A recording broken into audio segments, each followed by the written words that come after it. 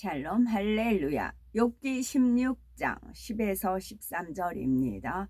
무리들은 나를 향하여 입을 크게 벌리며 나를 모욕하여 뺨을 치며 함께 모여 나를 대적하는구나.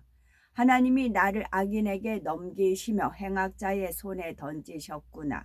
내가 평안하더니 그가 나를 꺾으시며 내 목을 잡아 나를 부서뜨리시며 나를 세워 관역을 삼으시고 그의 화살들이 사방에서 날아와 사정없이 나를 쏘므로 그는 내 콩팥들을 꿰뚫고 그는 내 쓸개가 땅에 흘러나오게 하시는구나. 욥기 강의 41번째 원인을 자기 안에서 찾자입니다. 모든 문제의 원인을 내 자신에게서 찾아 회개하고 돌이킬 때 신속히 하나님의 은혜를 회복할 수가 있습니다. 욥기 16장 10절에 무리들은 나를 향하여 입을 벌리며 나를 천대하여 뺨을 치며 함께 모여 나를 대적하는구나. 여기서 무리들이란 욥의 친구들을 가리키지요. 친구들이 욥 자신을 향하여 입을 벌린다는 것은 좁은 의미가 아닌 부정적인 표현입니다. 지금까지 친구들의 말이 욥에게 위로가 되는 것이 아니라 오히려 번뇌케 하고 상심하게 만들었기 때문이지요.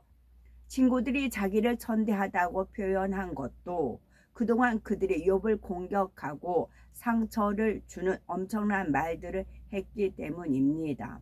또 친구들이 실제로 욥의 뺨을 친 것은 아니었지만 욥은 친구들의 말을 들을 때 매우 모욕적이었고 고통이 극에 달했으므로 이에 대해서 뺨을 쳤다고 표현하고 있습니다. 아직도 욥은 현재의 낮아진 위치가 아닌 옛날 영화로웠던 시절을 생각하고 있지요. 전에는 친구들이 자기를 우러러보고 사랑해 주었는데 지금은 너무나 우습게 보는 것 같고 괄시하는 것처럼 느껴졌지요.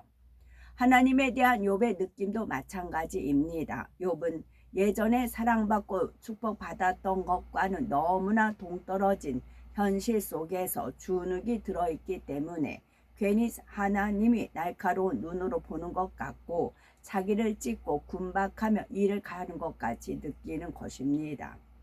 만일 우리가 사업을 하다가 부도가 나거나 갑자기 직장을 잃고 어려운 처지에 놓였다고 합시다. 이때 주변 사람들은 은근히 나를 과시하는 것 같고 피하려고 하는 것처럼 느껴지지요.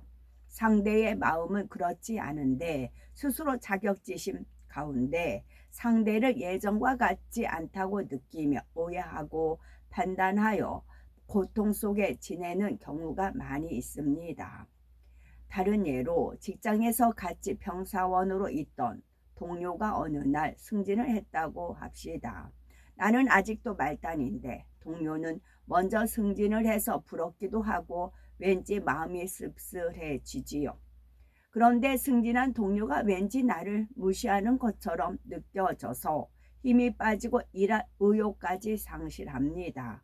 또 학생들의 경우 친구는 좋은 대학에 합격했는데 나는 내 자신은 재수하게 되었을 때 마음이 어떠합니까?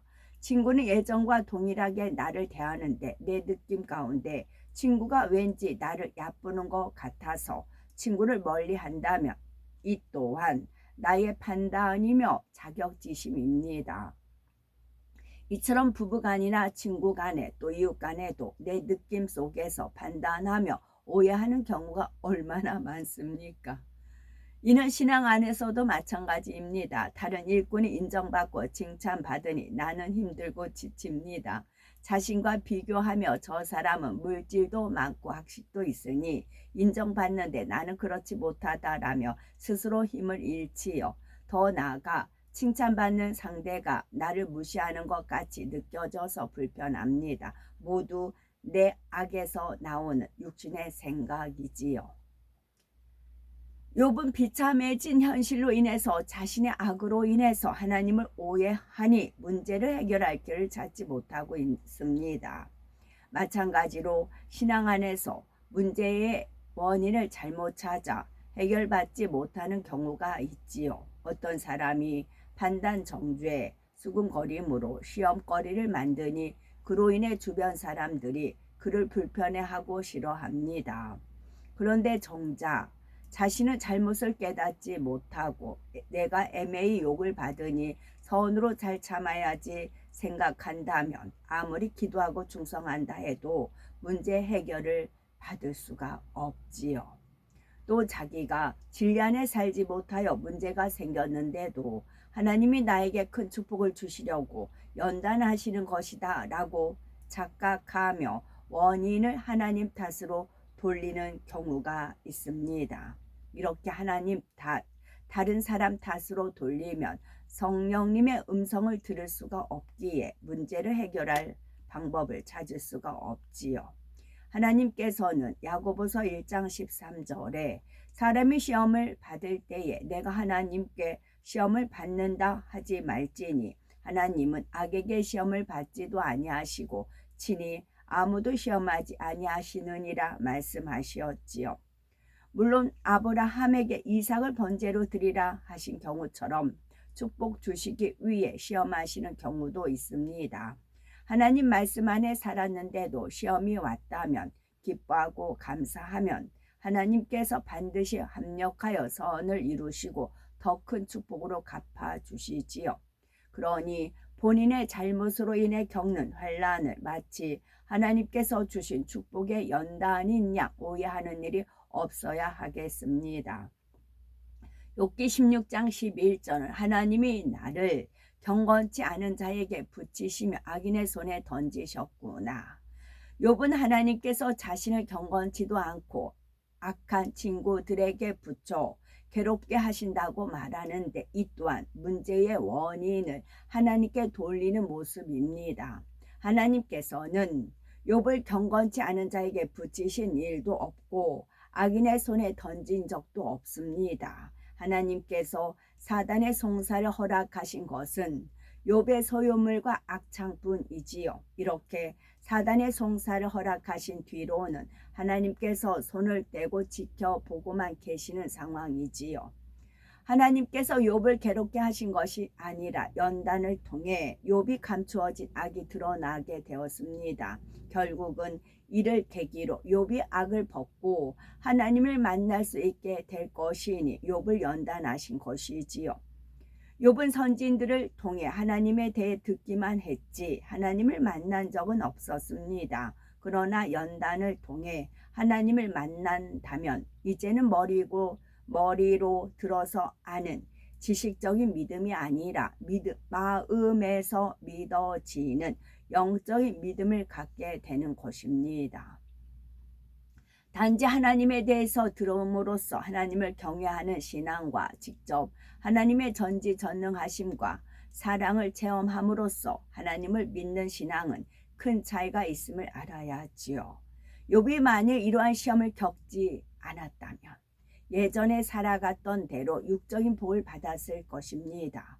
그의 행함을 보면 하나님 앞에 성실하게 번제를 드리며 이웃에게 덕과 선을 베푸는 삶이었기 때문이지요. 그러나 하나님을 밝히 알고 죄를 발견하여 싸워버려 나감으로 성결되는 영적인 축복은 받을 수 없지요. 욥은 시험을 겪은 후 죄성을 발견하고 온전히 벗어버림으로써 진정한 축복을 받을 것이기에 하나님께서 시험을 허락하신 것입니다. 영혼이 잘 되어야 이 땅에서도 더 큰 축복을 받을 뿐 아니라 천국에서 해와 같이 빛나는 자리에 들어갈 수 있기 때문이죠.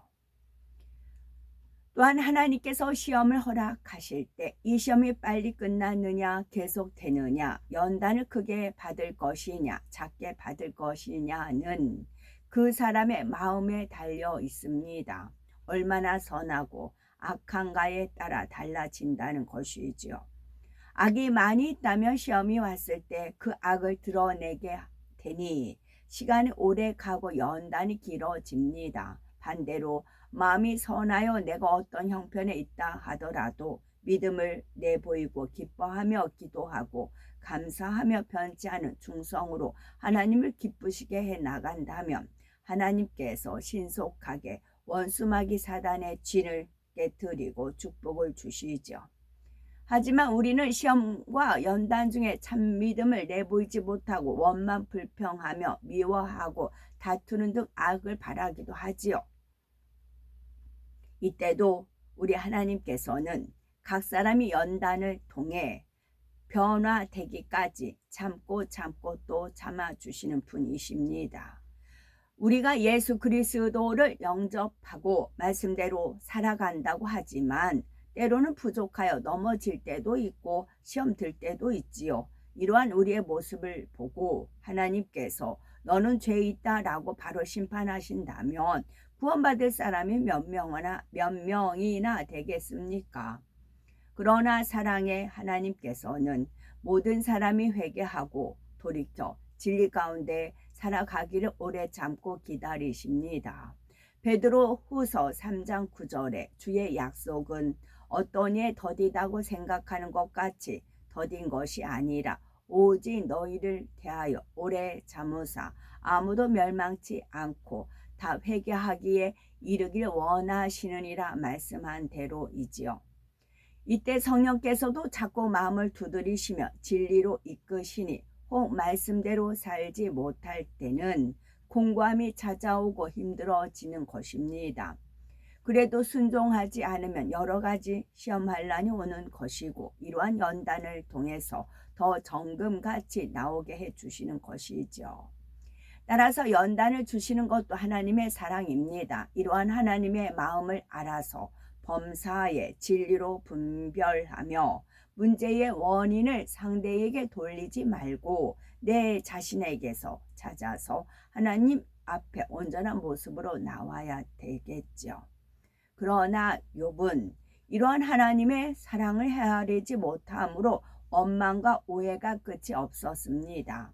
처음에 친구들이 욥에게 권면했을 때 욥이 그래 너희들의 말이 옳다. 시험환란이 온 것은 분명히 나에게 원인이 있을 것이다. 내가 너희들의 말대로 기도하면서 하나님 앞에 나의 잘못을 발견하겠다라고 대답했다면 친구들이 욥을 그처럼 공박했겠습니까? 욥이 스스로 의롭다 하며 친구들을 무시하고 하나님을 대적해 나가니 친구들이 감정이 나서 욥을 공격한 게 된 것이지요. 만일 욥이 친구들의 권면을 받아들였다면 친구들은 욥을 더 사랑하고 위로해 주었을 겁니다. 결국 하나님이 욥을 친구들 손에 붙이신 것이 아니라 욥이 악 속에서 스스로 그 자리에 빠져 들어갔던 것입니다. 욥의 친구들도 마찬가지입니다. 욥의 말에 감정을 담아 대항하니 욥이 점점 마음을 닫게 되었지요. 결국 욥과 친구들은 서로의 악함 속에 서로가 빠져 들어간 것입니다.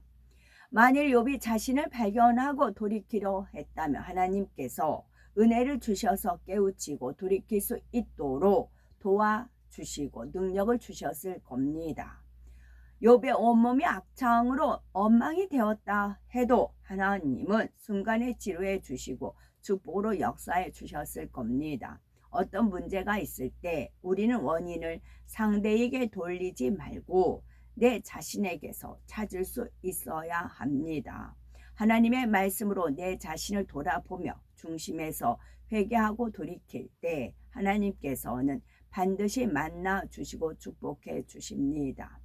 그러므로 모든 문제의 원인을 내 자신에게서 찾아서 신속히 하나님의 은혜를 회복하며 어떠한 상황에서도 오직 믿음의 고백, 감사의 고백으로 하나님의 역사를 끌어내리셔야 되겠습니다. 아멘.